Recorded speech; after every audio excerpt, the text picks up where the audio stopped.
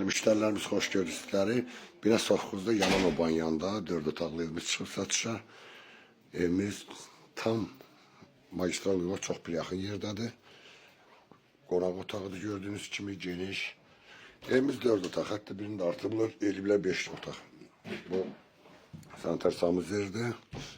3 tane de yataq otağıdır. Burada yerləşir bir yataq otağımızda. Aboylar yoxdur evimizdə. İkinci yataq otağıdır. Evimiz de çok ucuz qiymətə çıxıb. Yani yerine göre, yerleşme yerine göre çok güzeldir. Bu bizim 3. yataq otağı. Gecə inşallah çöl görünüşünü göstərim evinizdə. Evimizdə gördüğünüz kimi çöl görünüşlü, həyətən rahat maşın yerləşir. Evimizdə əlavə bir dənə də əlavə otaq artırıblar evimizə.